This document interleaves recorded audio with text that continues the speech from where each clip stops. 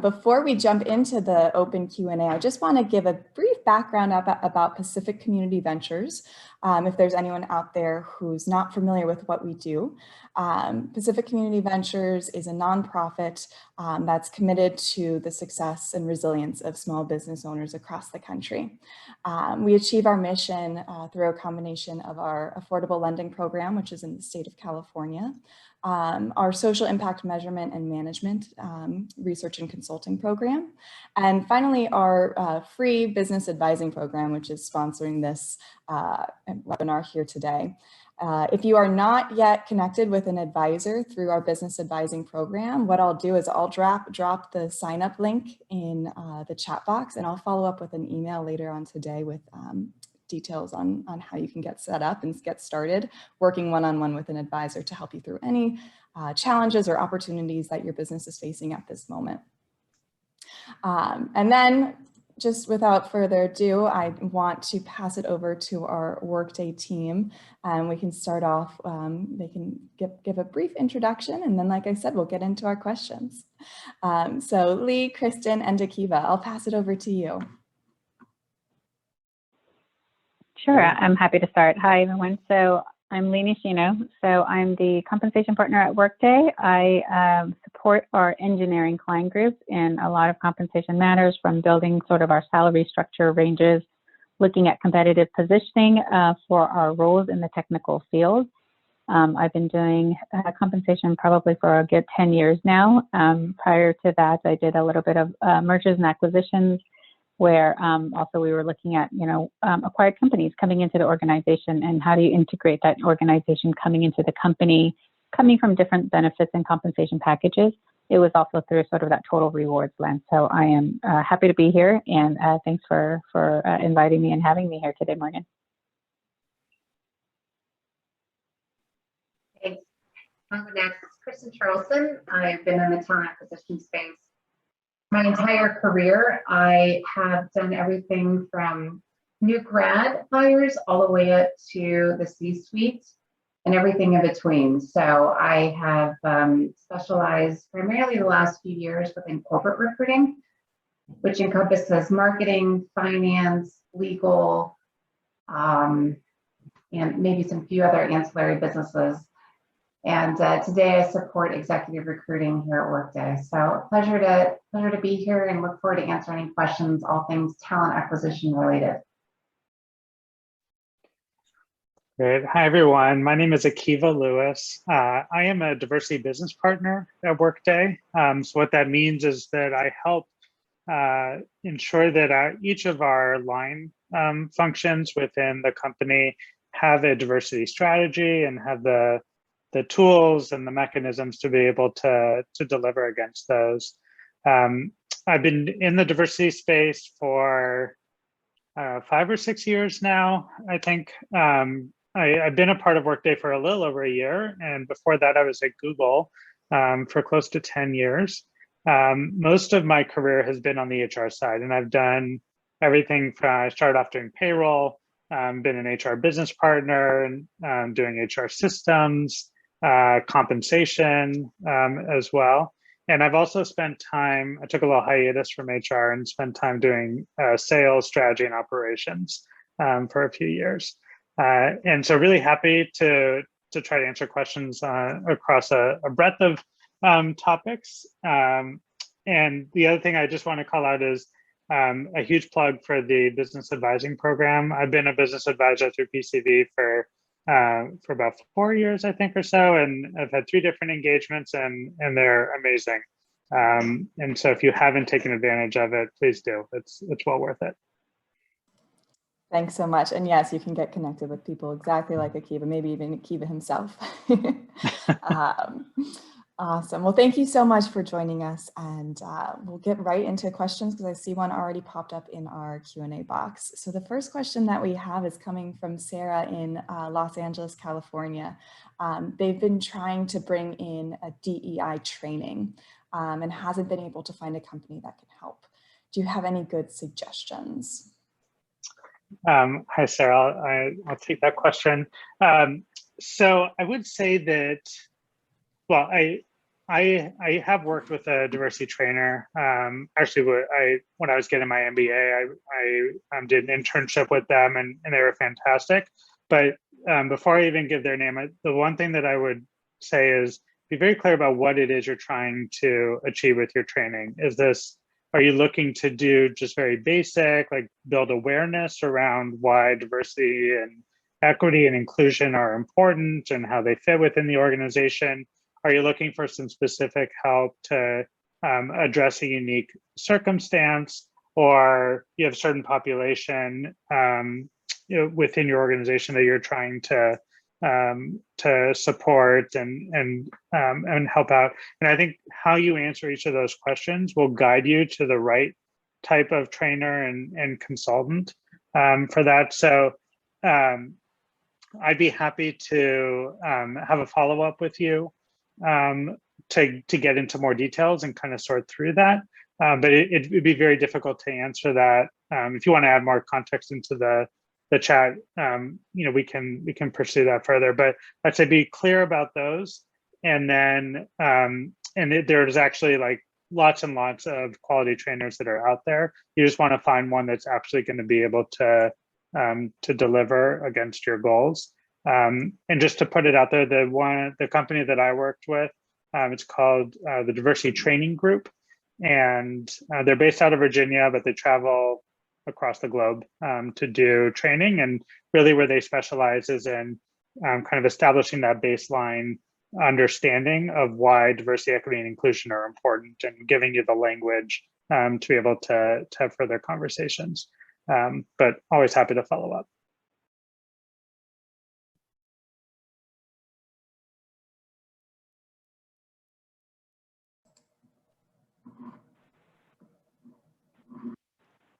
Awesome, thank you.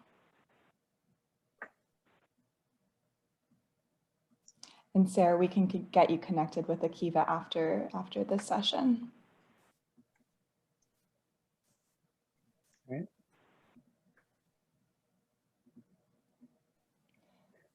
Other questions? All right, we've got a question from Bendu coming in on the chat. They need to hire someone ASAP and have no clue where to start. Should I do my own payroll? And if so, how? Should I hire someone else since I'm so small? Any advice for Bendu? Yeah, happy to answer. Depending on what type of person you're looking for, was it payroll, Morgan? I apologize. Yes. Or what they're wondering, admin assistant. Bendu just admin assistant, absolutely. There are several quick kind of low-hanging fruit things that I would probably advise doing first. If you haven't thought about posting on Indeed, that would be a great place to start. But then also a little bit more organically, posting things on Facebook groups or Craigslist, even Nextdoor is a great place to look for help. And then a great place that we always advise our hiring managers here at Workday is to post a job. And it doesn't have to be anything fancy. Maybe it's just a quick 1 or 2 liners, but on your LinkedIn page. That way you can get it out to the community as well.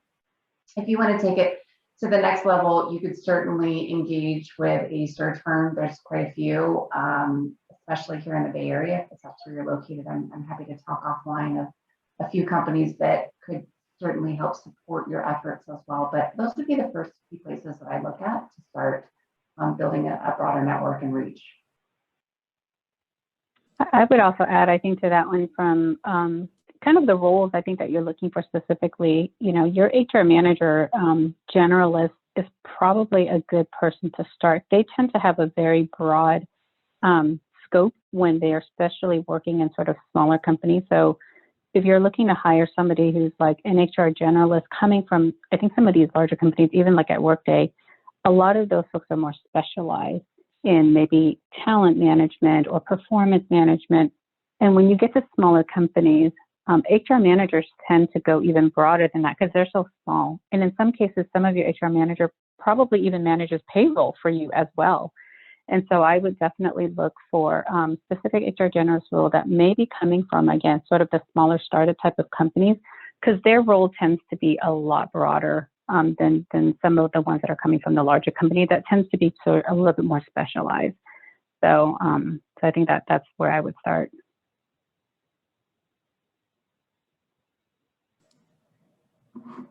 Perfect. Yeah, that was the question from Darlene asking who's looking to hire their first HR manager and what are some good qualities to look for in this person, and what kind of experience should this individual have? Anything more to add around that?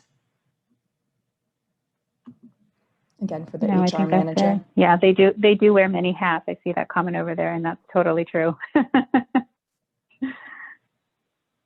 Yeah, I would just say that I think one trait that you want to look for is someone who can be incredibly flexible and be shift around depending on the needs of the business, and not just kind of like focused on one particular thing. Like, the wearing many hats is so true, and those hats, you don't always know which hat you're going to need in the next 10 minutes.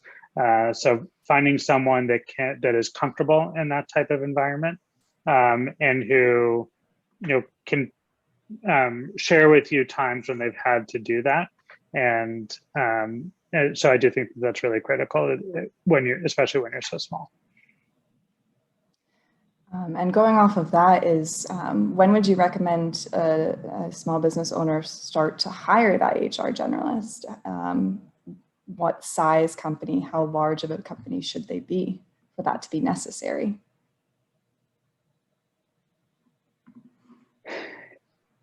Kristen, do you want to take a first stab? Yeah. That's a hard one.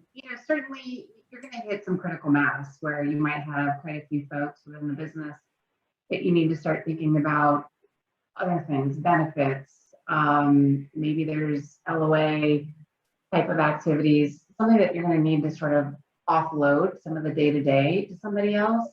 It could be 10 people, it could be 25 people, it could be 50 people. But again, each of those require a slightly different skill set along the way too. So at first you may be engaging in a third party to help with items, and then after time you just hit a critical mass where it just makes more sense to bring this function internally into your business. Kiva, Lynn, curious if you have a perspective on that as well. Yeah, I think you also have to look at kind of the location that you're in as well, all over the local labor laws, right? So in some companies, even if you're hitting like the 25, 50 threshold, you're required to provide benefits as an example for your company. And so you're really starting to look at some of the regulations that you have to kind of abide by. And so that probably starts to be where you probably want to get like an HR manager in that case, because now they're going to have to start taking a look at sort of what's the localized regulations and laws. You have to go by all of the labor laws. So I would say look into that for your state and where you're actually, where your company is actually set up in, because that has an implication, obviously, in terms of just making sure you're following those rules. Yeah, and I think that's really good advice. The other thing I would add is kind of ask yourself a couple of questions. One is, how much of your time are you spending handling just like the employment and the needs that come up, and how much of that time can you afford to spend versus focused on customers or product or service, whatever, where your attention needs to be. And if you are hitting a point where it's just like you can't manage it, that's when that should be a good prompt to be like, okay, maybe we need to outsource it or hire part-time or maybe go all full-time. And then the other question is really around affordability. Making sure that you have the cash flow to be able to afford bringing someone in. It's not going to be cheap to hire an HR manager. Any employee is going to be an investment, so you want to make sure that you're in a strong financial footing to be able to support that.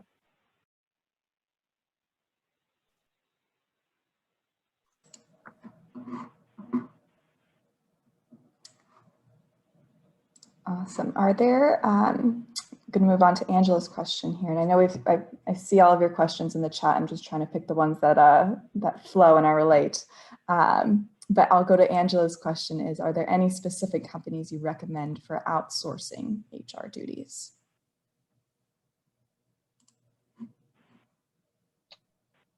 I'm not familiar, Kristen or Lee. I can take this one and follow up with you, Morgan, on this and see if we can come up with some ideas of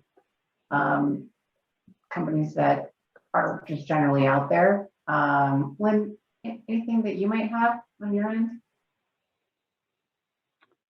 Yeah, I'm trying to think. I think might be one we have to follow up with you guys. You know, again, I think in a lot of the companies I've worked with, the outsourcing tends to be, I think, again, a lot more specialized benefits or providing compensation as an example, as in just an all-around generalist type of one. That one, I think, that one's a little bit hard, but I think we can circle back with you guys on some ideas. Perfect, thank you. Yeah, and I will, you can get those over to me and then I can push that along to everyone who joined us here today. I'll follow up with you all in an email for that one. And you specifically, Angela, as well. We have a question from Janice asking, for a small business, what's the best way to design an employee benefits program? Yeah, I can start with that one. So definitely, I think you want to look at some of the core, obviously, right? Sort of the health piece of it is kind of a big one. And depending on how big you go, you want to start looking at some of the other kind of care abouts that the employees really want to take a look at. So in some cases, it's life insurance, disability. I mean, those are all sort of the components that you want to take a look at. I would say start with the core. Obviously, the health piece one is big. And take a look at, again, sort of how localized are you, right? Business that's in California, as an example, they may offer just kind of one option, one offering, like a Kaiser, because that's kind of what everyone's using here. In other cases, depending on how big you are, then you want to introduce some of the other PPO type of plans as well and some options. So I think you could definitely go a lot of different ways.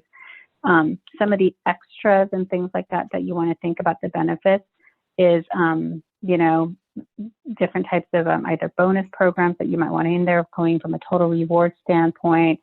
Commuters benefits is another big one, depending, again, you know, are folks actually commuting to the offices, locations, and things like that. So I think there's a lot of different ways. Again, start with the core and then think about sort of the nice to have and the actual care about, I think, that the employees want to will actually utilize.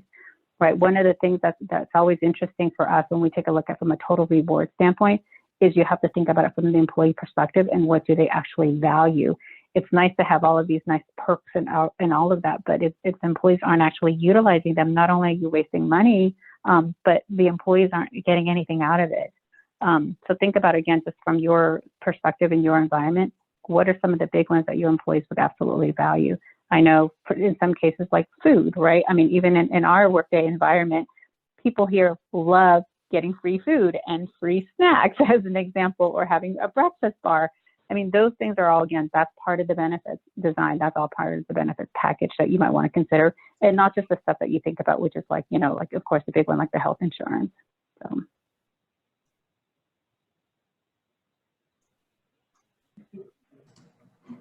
And I'm also going to plug Pacific Community Ventures has a Good Jobs, Good Business toolkit, and I'll drop the link to that in the chat here as well. It's a great place for, if you're not sure where to get started, you can kind of explore, understand why you want to implement some of these things that Lee was talking about, and some resources on how to actually go about doing so. One plug to add, Morgan, as you start to build out your benefits or some of the things that make your company unique. Workday is a dog-friendly company, for example. We leverage that in our collateral when we're going out to market to acquire new talent. So just something to think about. What is that uniqueness about your business, and how can you market that?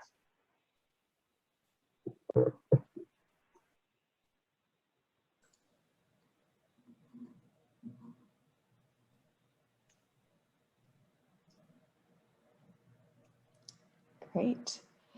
All right, I'll move on to a question I see from Barry asking, any advice for presenting a service to a mid to large company that is designed to improve an employee's work-life balance, well-being, and overall quality of life without having the solution pigeonholed as a non-essential employee benefit?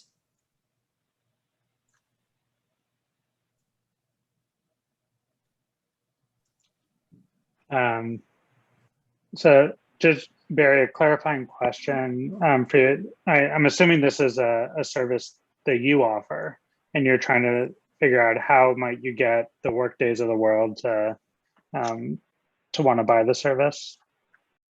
Am I reading that correctly?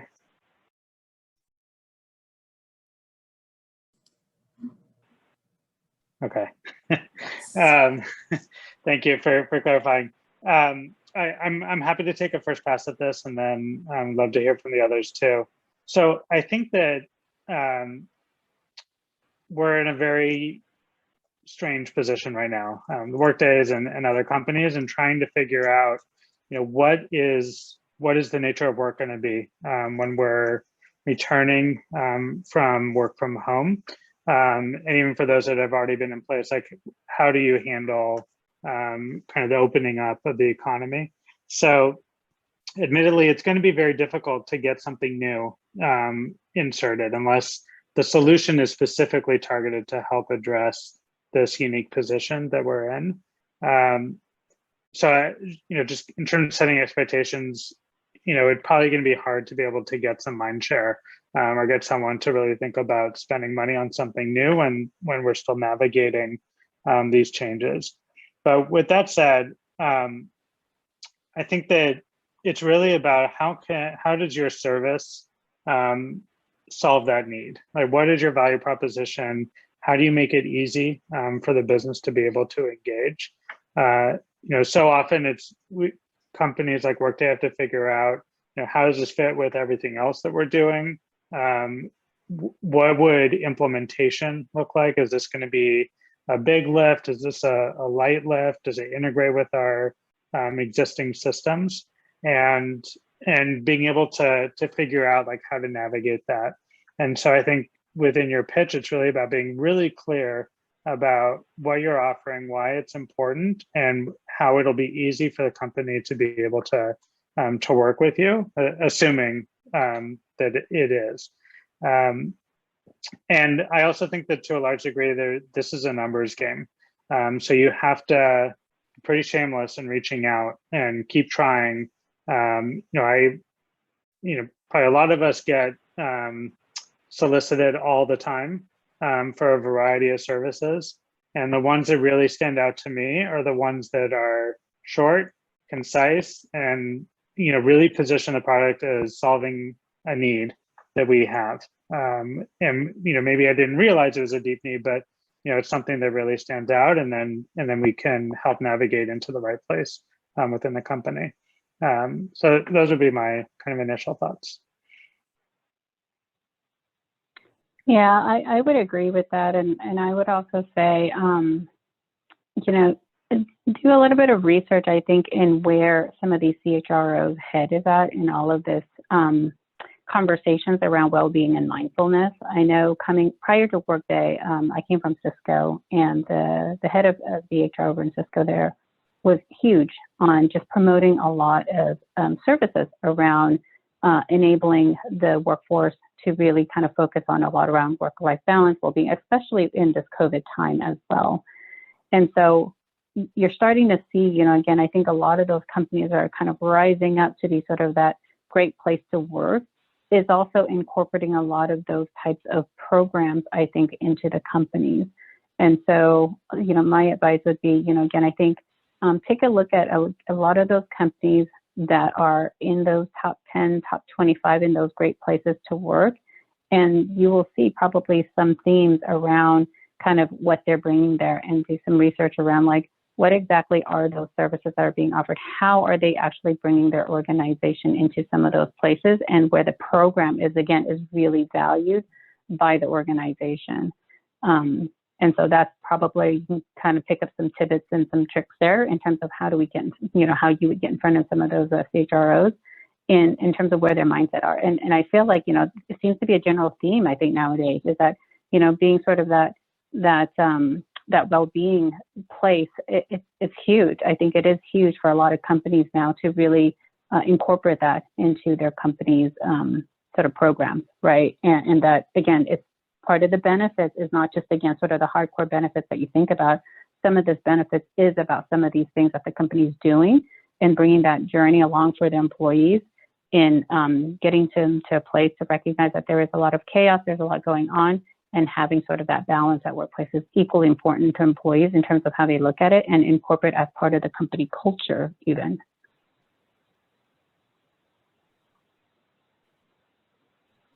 I agree with all of that.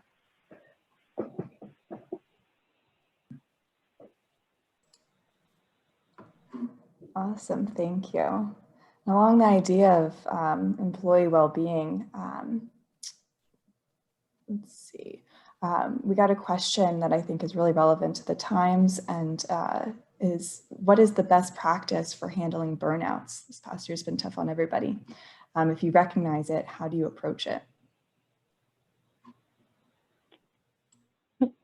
Let me start in this one. This is actually, I think, timely from a Workday's perspective, where, you know, Workday had just announced Thank You Fridays, which is some time off for the entire company, in terms of just sometimes when you're trying to take time off, it's still pretty stressful because you're going to come back to a load of emails. You know it's waiting for you. So it's not quite relaxing taking time off.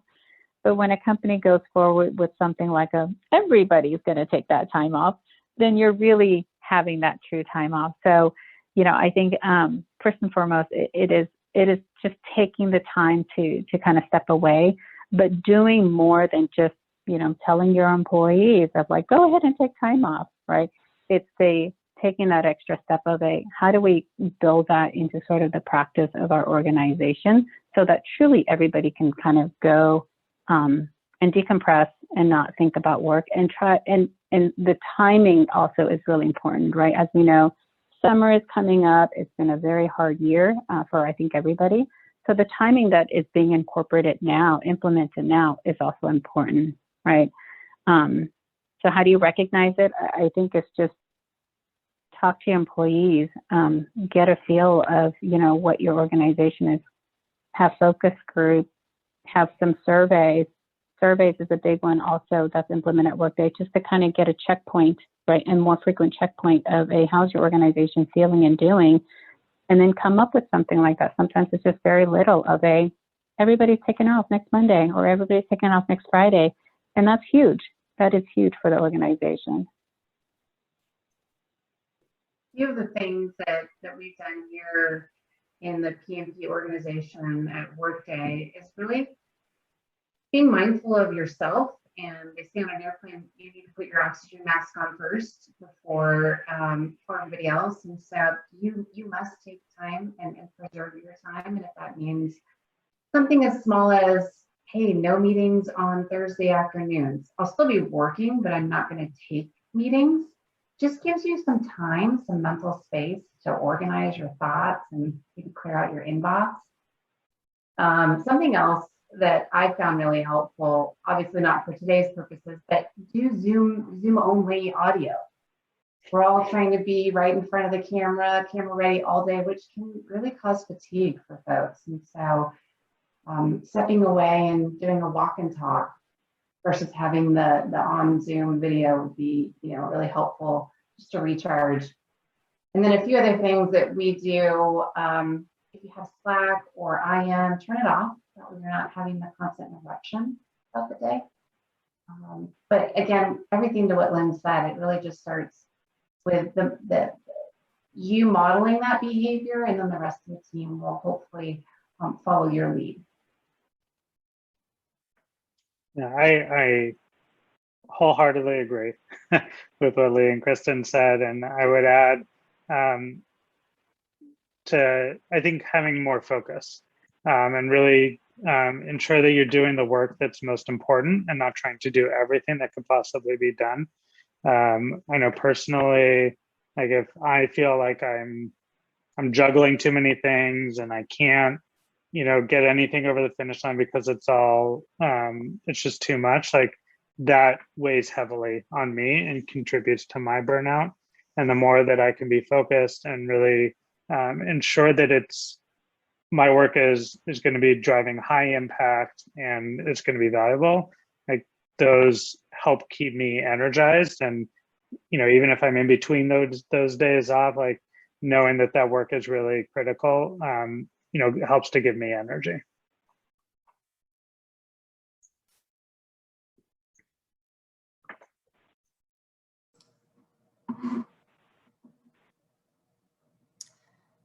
And Marilyn's asking, similar to the previous question, her business is built around executive coaching to managers and leaders. What's the best way to connect with HR leaders regarding coaching for their leaders? Yeah, so we actually had a recent experience where we were looking to get a new coach to bring into the fold, and really the process, at least my involvement was doing Google searches to see who is offering coaching and kind of what the specialties are, and then looking for references. So we wanted someone who is well established and adaptable to be able to fit within the coaching model at Workday.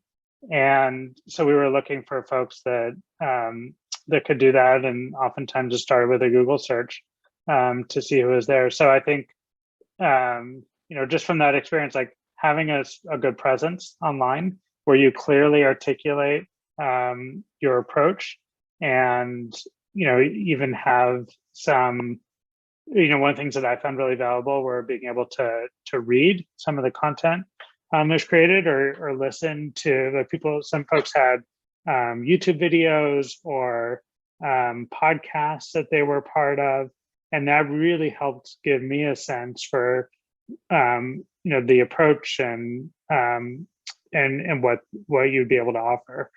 So I think having that type of collateral can be really helpful. And then I do think that the companies are reaching a point where they feel like coaching plays a critical role in development, and that there's a renewed focus on how can we extend that to a broader set of employees. So leverage the different networks, whether it's LinkedIn or Facebook groups. There are coaching groups. Put your name out there, start connecting, seeing who comes in and asks questions. And that can give you an idea of where you might be able to target your outreach. I would echo what Akiva said.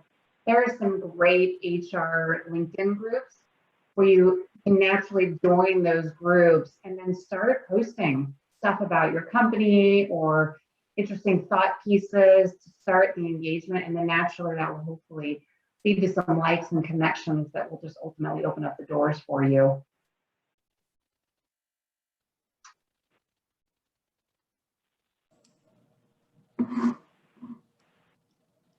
Thank you. I'm going to jump into some more specific questions a couple folks have on their individual situations.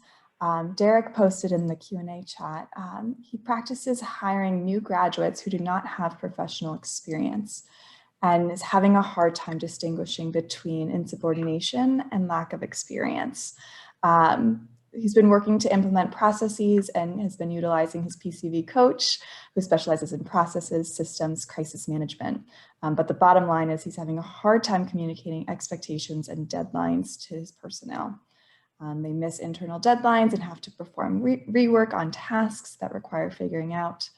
My personnel tries their best, but cannot communicate when they need help for hold points versus not trying and asking immediate help from the supervisor, which translates to the personnel delegating back the work. So any advice, suggestions for this situation?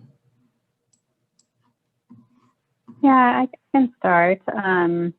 I had worked with some teams that were specifically focusing on new hire, new grad type of folks onboarding. I think one of the things that I think had worked pretty well was obviously setting the expectation up front in terms of kind of what the roles and responsibilities are. But for a lot of folks that are coming into sort of the new professional environment, they do need additional coaching. I mean, like just, I think that's just something that you have to expect as a leader, a people leader kind of coming in and hiring. A lot of the folks coming in from the college scene, coming into the professional environments, they honestly sometimes just don't know what's appropriate and what's not. And that is part of that coaching. And creating something like an onboarding plan would also be very helpful. And an onboarding plan basically starts off with something like, what do you expect in terms of what they would achieve in the 30, 60, 90-day period, as an example. And in those, it's not just about sort of the tactical work as well of what they're responsible for. It's also their own development. Like what are they are trying to achieve in that role? What are they trying to grow into, right? So it's kind of a combination of a career development type plan as well as sort of the day-to-day tasks that they might have as well. And so having something in sort of a playbook, I mean, that's kind of what it is. It's a playbook for them coming on board to actually physically see what it is that they're responsible for and what they're looking for and what you're trying to achieve in those sort of increments of time would be really helpful. So, I would definitely recommend doing something like an onboarding plan, a 30, 60, 90 day onboarding plan. And those can always be developed and built upon as they start to get more experience. And of course, from a total rewards perspective, is always also dangling that carrot in front of them, right? What does that growth mean? When you start to learn this much and you're starting to do this and your responsibility grows, there is always an award at the end. And what does that award look like for that individual? Is it a step up into their next level of career? Is it additional compensation? So just building out sort of a plan and dangling some of that will also help. Well, we all work for something, right? And it may not necessarily be compensation and money per se, although that is also very important, but it's also about where are they trying to achieve in sort of their next stage of their career. And those conversations can happen as early as they're coming out, because you've got a lot of folks, new hires that are coming in that they do want to grow. They want to know. And maybe they think, oh, can I get promoted in 6 months? Yeah, maybe, right? So again, it depends on how you build that job, right? And so that is an incentive. That becomes an incentive for those individuals coming. So that's what I would recommend, is just, again, kind of looking and helping them build, seeing sort of the longer term and what they're working towards. And that would require, a lot of coaching, obviously, on that.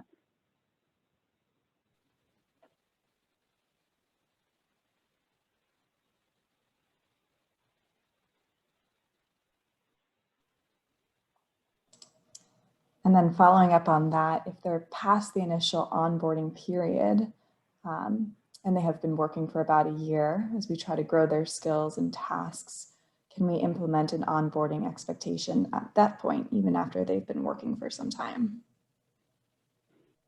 Yeah, I say still, absolutely. I think, even in all my careers, 10 plus years, I feel like I still have sort of that paperwork that kind of tells me, like, here's where I'm trying to achieve in the next, 12 months and so forth. So it is ongoing, right? The onboarding plan, I think, kind of kickstart everything.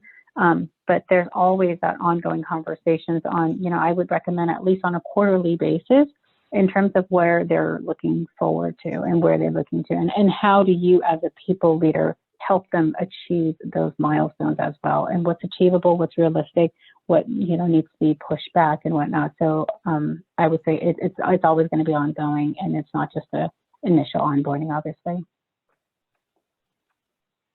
Yeah, if I might add just one thing, I think that was spot on. I would say that having clear expectations and documenting them is really important. One, so they're unambiguous around what those expectations are. They can be applied consistently to others that are in that same position, and it gives you an artifact that you can reference back. And if part of the expectations are, that there's an open line of communication, like you ask for help if you hit a barrier, or like you have to try, another solution before you come and ask for help, like things like that, and setting those expectations can be really clear. From the way the initial question was written, it sounds like you might have been working on that in terms of having solid processes, but making sure that they're documented and clearly laid out, I think, is really critical. This is actually one of the areas that I've worked on in my business advising engagements, because I do see this come up again and again. And the initial instinct is to just keep those expectations super high level, like have 3 bullet points that cover, an otherwise complicated job, And my encouragement is like, try to get really detailed in what that looks like. Like, you don't have to specify every single task that they're doing, but if there's something that comes up that is rubbing you the wrong way, or you feel like it's should have been understood, document it and make sure that that is, that you have a conversation, and so that the each person on the team understands what truly is expected of them.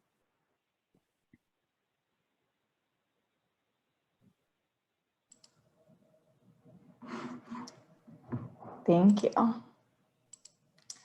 Another specific situation Sarah has is she's asking how you handle an employee who hasn't cashed check in over 9 months. What happens if they stop working for us?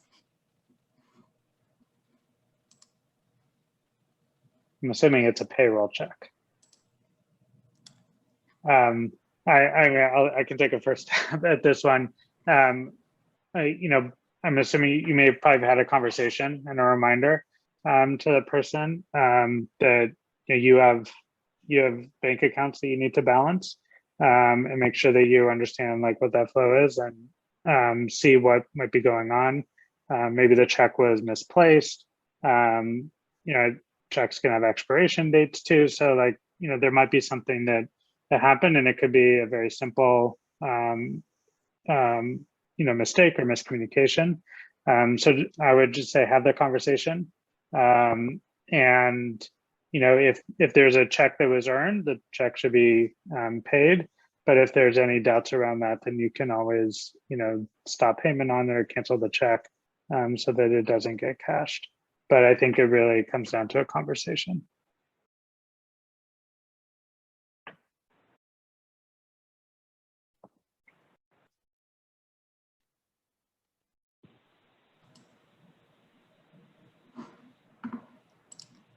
Great, thank you. And the next specific situation we have coming from Kathleen, who's looking for a way to start a conversation with an employee that is concerned about having memory issues. I'm trying to determine if she has a problem or it's just expecting a lot of hand-holding. She has only been with us for about 9 months. And she appears to take notes, but that doesn't seem to help. Any guidance on how to maneuver this situation? Well, that's a tricky one, because obviously if there's really truly is a health situation behind an employee, that's something that you want to be careful about in terms of asking. I would say, I think going back to the conversation about sort of laying out your expectation, what the work requires, what the role requires, and all of that. And I would also just, we're all humans, right? Ask the employee, is there okay? Is there anything that's going on that might be distracting them from the work that they're expected to do, right?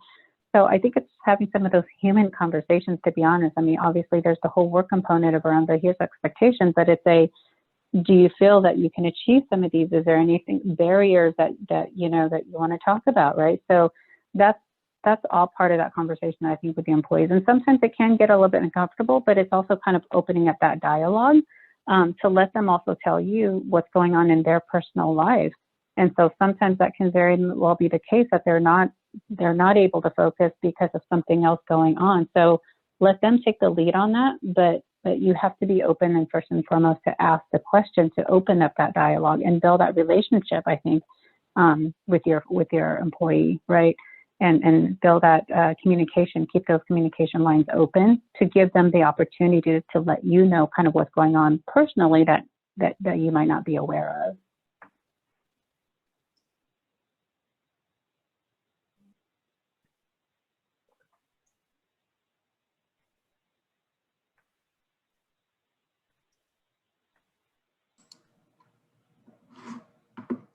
Thank you. Switching gears here a little bit, one question that we see a lot is, how do I determine how much to pay my employees? How do I go about making that a meaningful number and not just picking something out of the hat?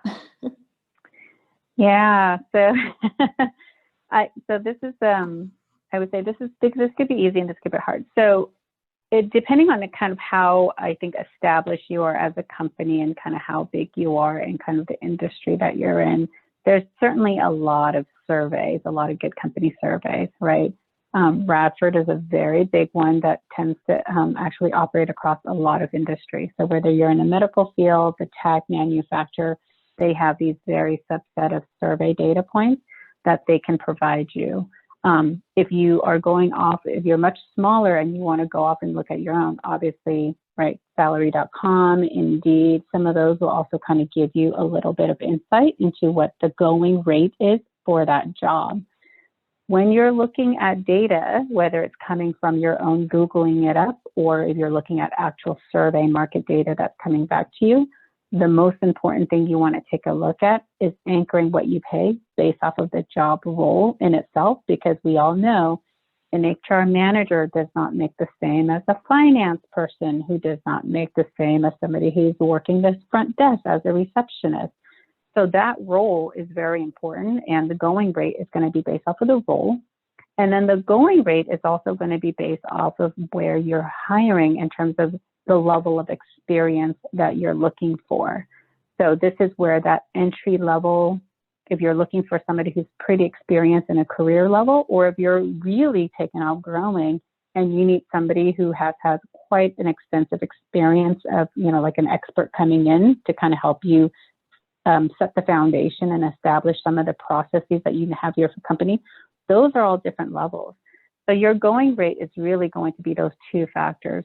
What's the job role that you're hiring for, and the level that you need that they're coming from. And what you'll see, commonly you'll see in surveys, as well as even if you're looking at some of these Indeed and salary.com and so forth, is you'll see these descriptors called entry level, a developing level, a career level, and an expert level. Those actually correlate to the pay, because obviously it correlates to the years of experience that you need to have in order for you to be successful in working at that level. And so typically sort of the common definitions that you'll see out there, entry levels are people that are obviously coming out of college, maybe 1 to 2 years of experience. When you go to that next level, somebody who's what we call sort of a developing level, it's probably somebody who's like a 3 to 5 years experience.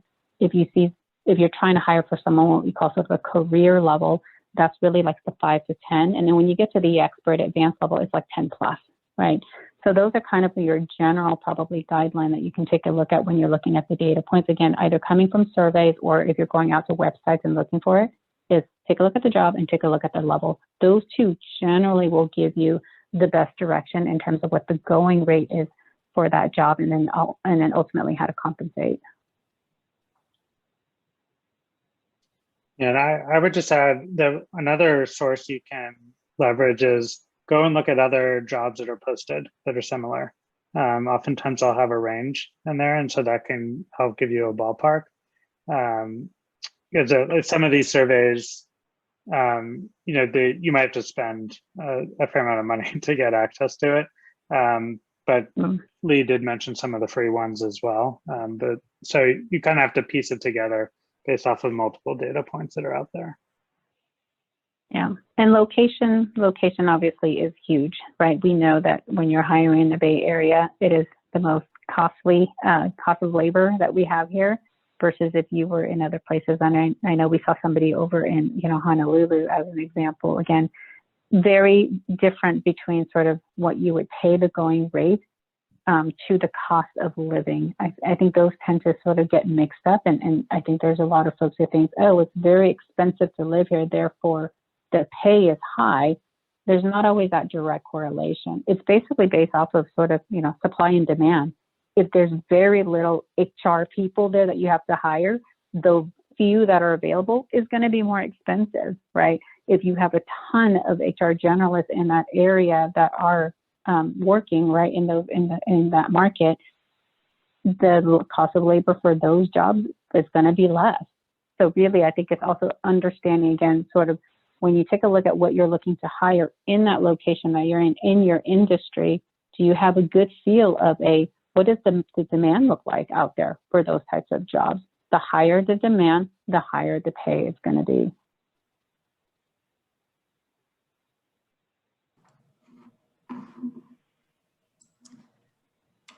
Thanks. The next question we have is if anyone can speak to wage and hour and the PAGA rules and guidelines. I'm trying to find that question, Morgan. PAGA? PAGA, yes. And that's in the Q&A box. It's whoever wrote that in, if you want to elaborate on that for us.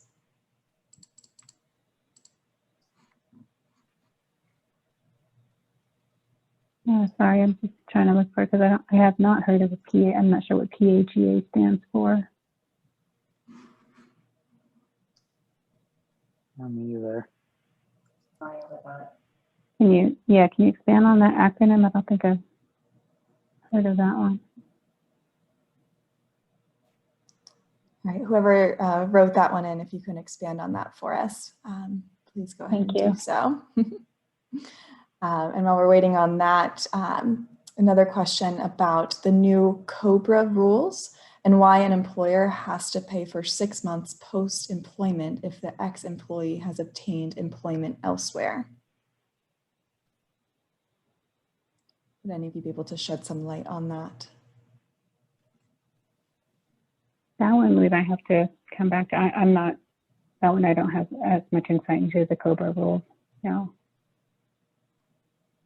Sure. Yeah, I know there were changes that came as part of the different stimulus packages, but I don't know the details and how what exactly it means.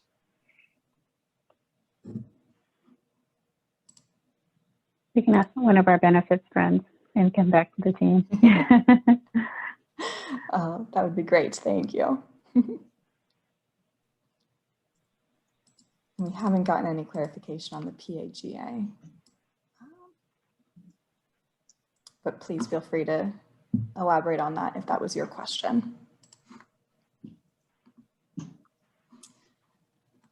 Other than that, I think that's all the questions that I see in our chat and on our Q&A box. We do have 5 more minutes though, so if anybody has any last minute questions, please do drop them either in the Q&A box or the chat box here in Zoom. We can get your questions answered. We want to make the most of our time with the 3 of them here.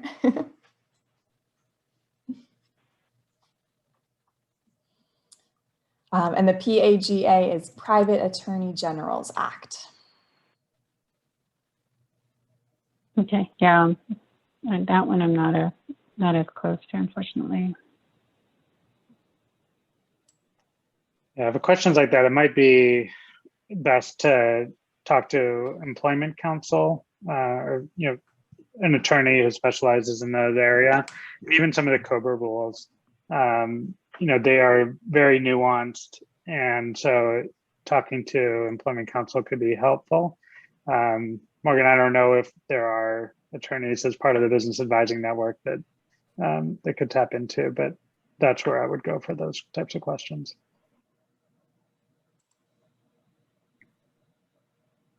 Yes, and like Akiva said, and for any of these questions that you've asked, if you want to go a little bit deeper with an expert in your specific one-on-one individual case and situation, we'd be happy to get you connected to an advisor like the 3 of these folks to work with you one-on-one to continue exploring what that means for your business.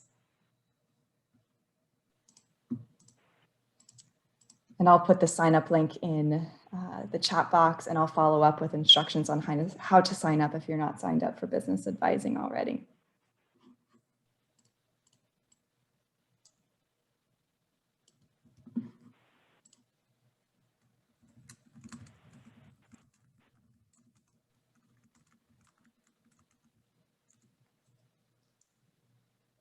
All right, last call for questions.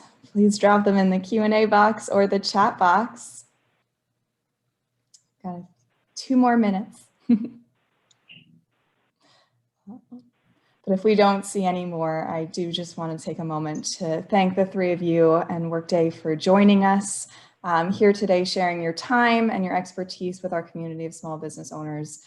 So valuable. I know these questions that everyone asked today, it's top of mind for a lot of people these days, especially. So we so appreciate you spending the time here and sharing your expertise with us.